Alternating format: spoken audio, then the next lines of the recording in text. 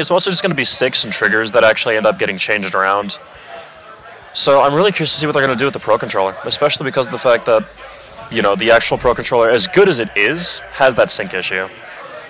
Alright, but finally we're going to be jumping into the match here, and as we were saying earlier, Green with the Toon Link, WolfClock with the Cloud, and then Flashfire is playing Mario, whereas Ducat is Wolf. Okay. Flashfire actually did play quite a bit of Mario in Smash 4, a lot in doubles. What I like about Mario is that Mario is actually like able to really punish a lot of things. Like forward smash is especially good for just like catching people. It's very quick, it has like a lot of disjoint to it, so it's going to beat a lot of moves. It's just a good move to throw out in doubles. And in Ultimate, I feel like that's going to be not better, I feel, but it's still going to be like one of the main things you're looking for in a good doubles character. Especially with how the knockback works a lot of the time. Oh, okay, limit cross is just weaker, I forgot. But no, the thing about doubles in this game is that with the new knockback, people go flying very quickly, and it's going to be harder to get actual team follow-up. So a lot of the time, you're just going to want to knock people away, and forward smash is especially good for that.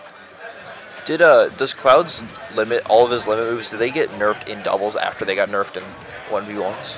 I actually don't know about the differences between his actual limit moves. I know that they got generally weaker, but as the difference between singles and doubles, I couldn't say. For those that don't know, there actually is a mechanic in Ultimate where you deal less percent in 4-player matches than you do in one-on-one matches, so they're overall going to be dealing less percent and kill at higher percents. But I couldn't say if it's like really noticeable. I think the cross slash didn't kill Wolf at about 85 or so, and even then, Wolf is a bit of a heavy character, so that's not too surprising. Oh my god.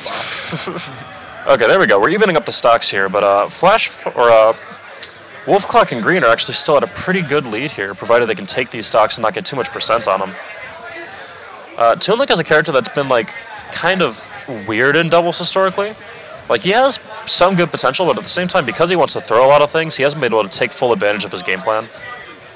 And Cloud, of course, has always been a very good character in Smash 4, just in general, and in doubles he was the only character to warrant a ban in that game.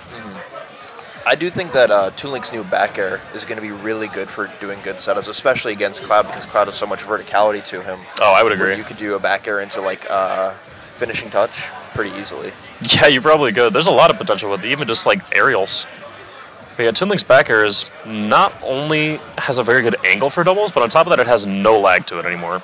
Like, you can just throw back airs out as long as you're in the air. Oh, WolfClock barely surviving that, gonna make it back here. Ducat not even trying to really push him on the edge at all. So, okay, this is a bit of a turning point here. So, Flashfire and Ducat really need to take these stocks right now. Again, there's one going with WolfClock. Ducat trying to get the back air off that back there, but not quite getting it. Yeah, they just can't let things spiral here, because if they take way too much more percent, it's going to be really difficult to actually keep themselves in this game. You see Wolf's back throw is actually pretty strong there. Wolf's back throw is able to kill on the edge at about 160, so it's not the strongest kill throw around you'll see. But at the same time, it's really good for the character to have an option like that, especially considering his slow speed. Ooh, WolfClock with the actual team kill there. Unfortunate, but they're still keeping in it pretty well. WolfClock's been doing a pretty good job of holding on to his limit here, actually. The timer is going to run out soon, though, so you might want to throw something out. Speaking of which, there goes. Who the fuck changed the bracket? Why? I don't know. Well, this set isn't going to happen now. Everyone's at kill percent now. Could be anyone's game. They kind of brought it back pretty well. Yeah, actually. And that's one of the things that I've been getting used to in doubles specifically, is that kill percent's a little bit later than you would expect, just because of the difference between singles knockback. And so, Wolf's back throw, I feel like, is actually going to be like not that good of a kill option. Kill throws in general are just going to be a lot weaker. It's going to be more about edge guarding. And there's been a decent amount of edge guarding this set, but not quite nearly as much as I'd like to see. Oh, we got an even game now. Oh, and that's probably dead. Yep. Air dodge lag and floaty characters is very, very long, so Toon Link not able to make it back there without his double jump. Yeah, Flashfire and Ducat. Bringing it back. They were looking a little bit shaky, but they were still in it the entire time, so it's not too surprising to see them come out with that game. Yeah, you can tell when it's like compared to the last match where there were some newer people to doubles. You can tell when there's not that like in sync team movement. Oh yeah. Like these guys really know what they're doing. Yeah, Flashfire and Ducat specifically play around each other really well. They have like a general idea of what each other wants, like what range they want to be in. It almost looks more akin to like two 1v1s, which is common for people that are, you know, more accustomed to singles. But yeah, even for WolfClock and Green, actually, they were doing a better job than I was anticipating for them, not knowing anything about Green. But he was actually doing a pretty good job overall. He was getting a lot of good up smashes in. Projectiles weren't too heavy, but that's just a factor of doubles. He was cleaning up on kills, which is really good, especially because Toon Link does have a really hefty amount of kill power to him. Cloud, of course, covers that department well too, but it's good to have, you know, two people that are cleaning up instead of just leaving it to one person. That'll just limit your options. And I do think that Green is definitely going to be a dark horse to watch in the doubles and singles bracket. I saw him playing against Starman for a little bit, and he was doing really well. Okay, that's interesting to hear. Starman actually being a Greninja main from Smash 4 who only really attended a handful of Wisconsin tournaments, but always managed to make his way into the PR. Just winning Contract this past weekend, actually, over, you know, the big 89-man bracket, taking first there. Against Fonz in Grand Finals, right? Yeah, Fonz got second, Edboy got third. I then believe it was Marshall at fourth, and then I think Comet at fifth, and I forget who else was at fifth. Yeah, it was a really stacked bracket. It was hard. Alright, jumping into game 2, we're on FD here, and WolfClock actually switching to the Pikachu, and Flashfire switching to the Link. This is Flashfire's Smash 4 main, and as for WolfClock, I've never seen him play Pikachu. Pikachu's become a bit of an easier character in this game. But at the same time, I feel like he's still one of the higher input barrier, or higher input, well, skill barrier characters, I guess is the right word for it. Yeah, we're actually seeing WolfClock struggle to land some hits here. And getting punished for that down smash. Yeah, that's what I was going to say, is that a lot of these hits that have been happening on WolfClock has actually been Ducat just hitting him with like really strong attacks because WolfClock's been leaving himself vulnerable. Like, Pikachu's the sort of character where his aerials are very, very good, but at the same time, you can't just be throwing them. Like, backer like that isn't the laggiest thing in the world, but you can react to it. And it does seem like at this point in Ultimate, it looks like a lot of doubles is going to be more punish-based than anything.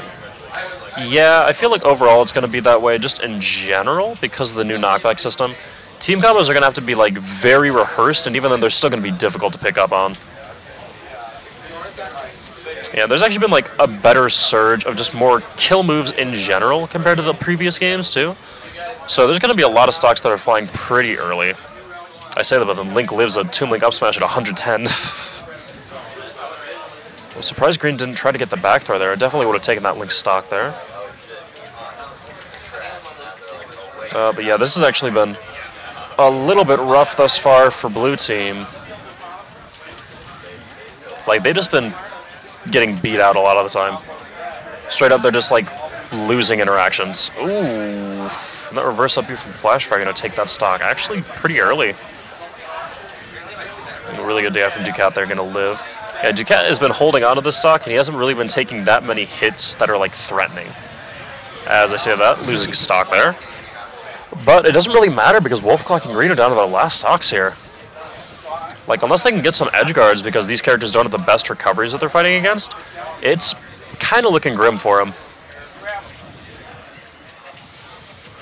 They're actually doing a really good job following up off each other, Flashfire and Ducat, considering the changes making it harder to do so. Yeah. Because, yeah, WolfClock is already at 100.